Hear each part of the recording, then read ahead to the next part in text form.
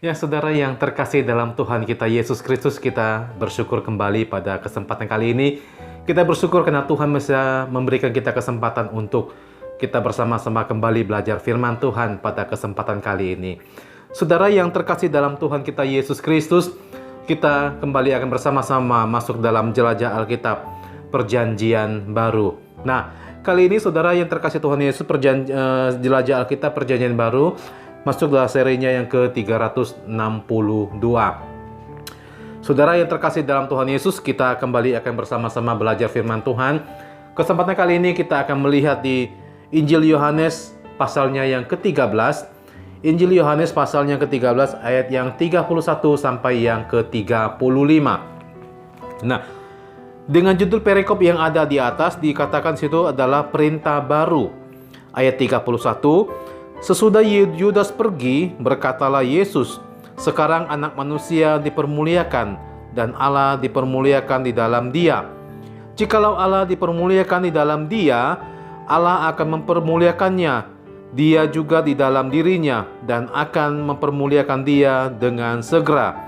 Hai anak-anakku, hanya seketika saja lagi aku ada bersama-sama kamu. Kamu akan mencari aku, dan seperti yang telah aku katakan kepada orang-orang Yahudi, ke tempat aku pergi tidak mungkin kamu datang. Demikian pula aku mengatakannya sekarang juga kepada kamu. Aku memberikan perintah baru kepada kamu, yaitu supaya kamu saling mengasihi. Sama seperti aku telah mengasihi kamu, demikian pula kamu harus saling mengasihi. Dengan demikian semua orang akan tahu bahwa kamu adalah murid-muridku, yaitu jikalau kamu saling mengasihi. Nah, saudara yang terkasih di dalam Yesus Kristus, sesudah Yudas Iskariot pergi, Tuhan Yesus kembali mengajar murid-muridnya serta mempersiapkan murid-muridnya untuk menghadapi hal-hal yang akan terjadi di waktu yang akan datang. Nah, Tuhan Yesus melihat bahwa salib itu adalah tempat dia akan dipermuliakan. Nah, salib adalah penderitaan yang sangat dahsyat. Tetapi hal tersebut adalah peristiwa yang membuat Yesus harus beralih dari manusia yang hina atau manusia fana, manusia daging, akan kembali sebagai Tuhan yang akan penuh dengan kemuliaan. Nah, jika kita mau dimuliakan bersama dengan Tuhan Yesus, kita juga tidak boleh takut yang namanya kematian. Nah, karena apa? Karena kematian merupakan peristiwa perpindahan dari dunia yang fana menuju kepada sorga yang mulia dan yang kekal.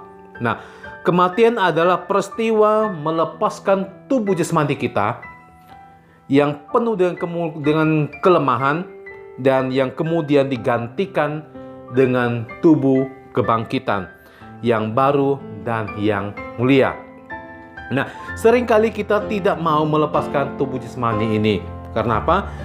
Karena kita masih belum mengerti tentang kehidupan yang Tuhan Yesus telah persiapkan kepada orang-orang yang percaya kepada Dia. Nah, padahal itu juga sangat menginginkan mengenakan tubuh rohani yang baru. Nah, kemuliaan Tuhan Yesus yang akan membuat Yesus terpisah sementara dengan para murid. Nah, sebelum Yesus berpisah dengan para murid, Yesus memberikan perintah baru.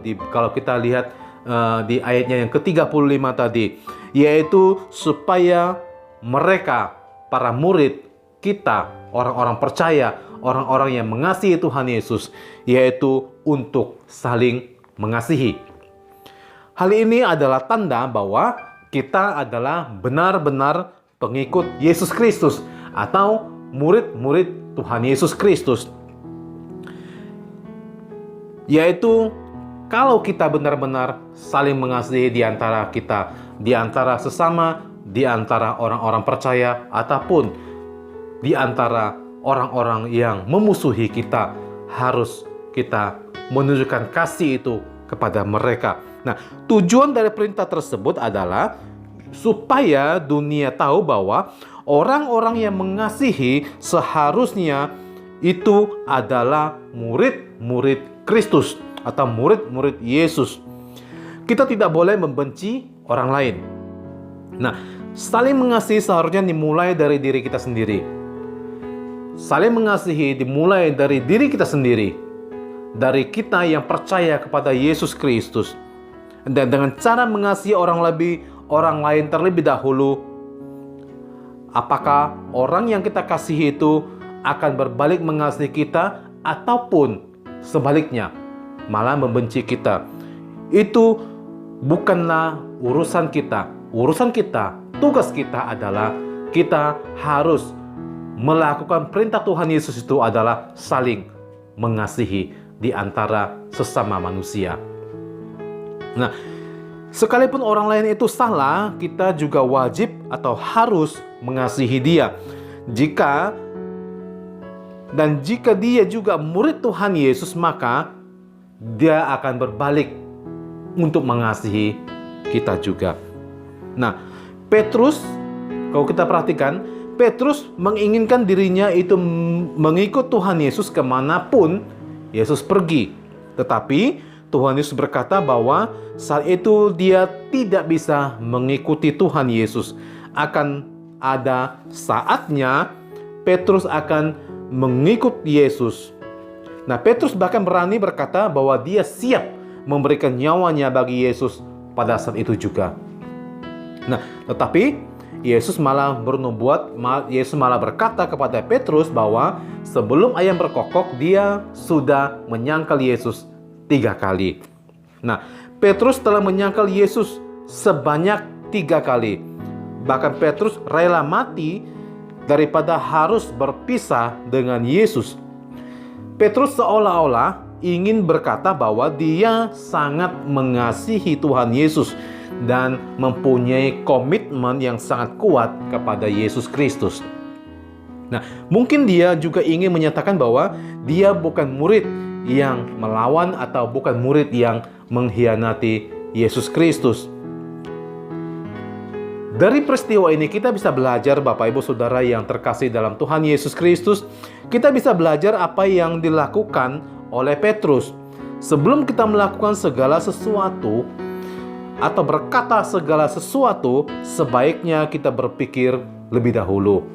Mungkin pada saat ini kita bisa berkata bahwa kita siap mengikut Yesus, bahkan sampai seumur hidup kita. Nah, sebaiknya semuanya itu kita katakan terlebih dahulu kepada diri kita sendiri. Mampukah kita mengikut Tuhan Yesus seumur hidup kita dengan tanpa menyangkal, tanpa mengecewakan Tuhan dalam kehidupan kita? Nah, supaya apa? Supaya kita benar-benar siap, dengan semua konsekuensi yang ada. Ketika kita mengaku, ketika kita percaya, ketika kita menyatakan komitmen kita untuk mengikut Yesus dengan sungguh-sungguh. Ada komitmen atau konsekuensi yang harus dihadapi sebagai orang-orang percaya ketika mengaku percaya dengan sungguh-sungguh. Nah, saudara yang terkasih dalam Yesus Kristus, seharusnya kita harus sadar bahwa bukan kita yang seharusnya mati bagi Kristus, mati bagi Yesus, tetapi melainkan Yesuslah yang terlebih dahulu menyerahkan hidupnya bagi kita. Nah, ketika kita menyatakan mati bagi Yesus, maka sebenarnya tidak ada yang bisa kita banggakan. Kenapa? Karena siapakah kita ini sehingga kita bisa menjadi pahlawan bagi Yesus Kristus? Jika pada saat ini kita mendapatkan kesempatan untuk bersaksi, untuk melayani Tuhan, maka pergunakanlah kesempatan itu dengan sungguh-sungguh, bahkan melayani Tuhan dengan sungguh-sungguh dan dengan sebaik-baiknya. Nah, terlebih lagi kita harus memperhatikan atau memperlihatkan kepada dunia ini dan kepada semua orang yang tidak percaya kepada Tuhan Yesus, yaitu dengan cara kita mengasihi mereka, mengasihi dengan sungguh-sungguh dan mengasihi orang lain seperti Tuhan Yesus yang sudah mengasihi kita. Saudara yang terkasih, bahwa kasih itu bisa diwujudkan dalam bentuk apapun juga. Kasih itu bisa berbentuk bantuan, berbentuk dorongan, berbentuk motivasi, atau teguran positif kepada orang lain, serta memberikan pendampingan bagi orang-orang yang membutuhkan pendampingan.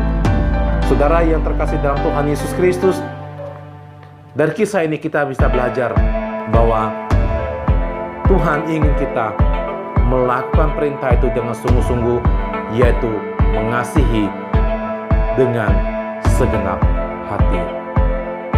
Sampai bertemu kembali pada seri yang berikutnya. Tuhan Yesus memberkati. Maranatha.